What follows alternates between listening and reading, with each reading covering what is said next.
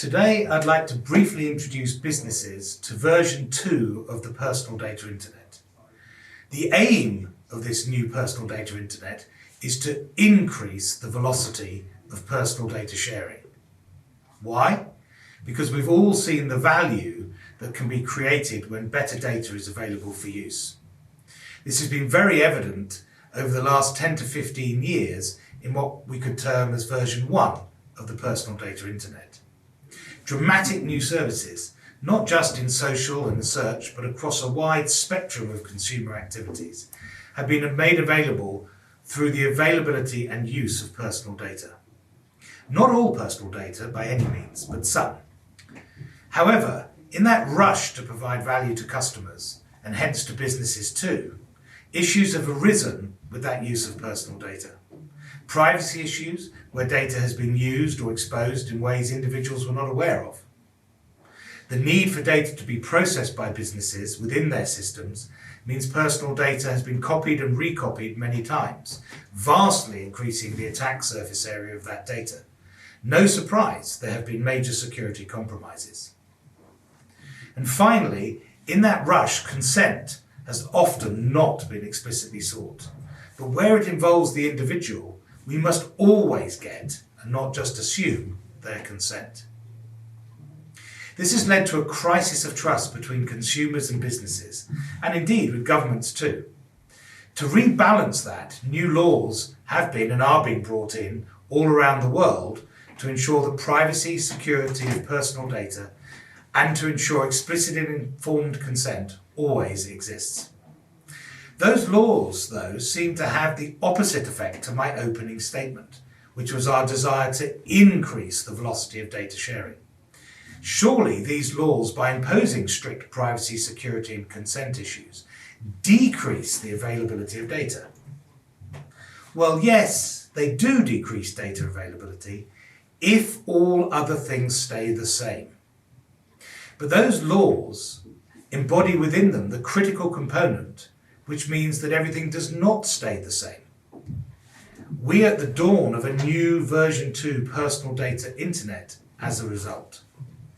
And the critical aspect that enables this is data portability as defined in the EU, US and other laws, or consumer data right in Australia, and so on. To do more with personal data, businesses need better, richer personal data. The difficulty is the businesses can't easily access more and better data. It is in the attempt to do so that many of the privacy, security and consent issues have arisen. But we need that better data. If in finance we are to sell the right products to the right people at the right time and do that at scale digitally, then we need more information about our customers digitally. Yes, their complete financial profile, not just what they do with us as one institution, but across all financial institutions. But we need other things like their life events and activities too.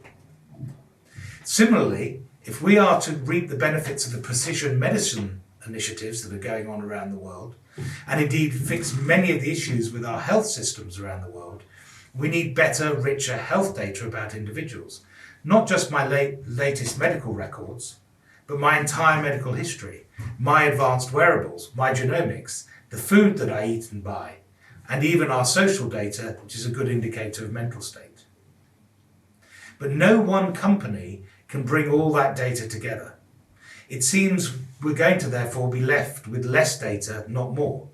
Our future capabilities cannot be supported, not if we are to meet those privacy, security and consent requirements.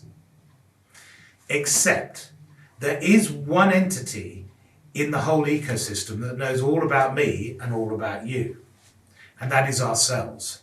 And using the new right of data portability, I as an individual can bring all the data about me together at me. I can become a custodian of a copy of all my data, whether that's financial, health, social, media listening and watching, purchases, location and more. I can hold the data myself with the help of what is referred to as data facilitators, such as digi.me. Just like an email program helps me get my emails. Once I have all my data, then any company, or government for that matter, can come to me and ask for that rich data.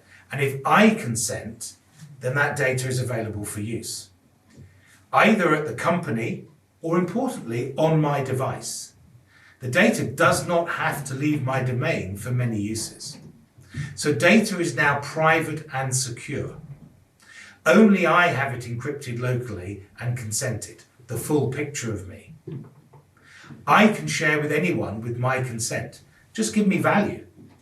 Whether that value from you as a business is a service, convenience, or a reward. Now, the currency of this future is trust.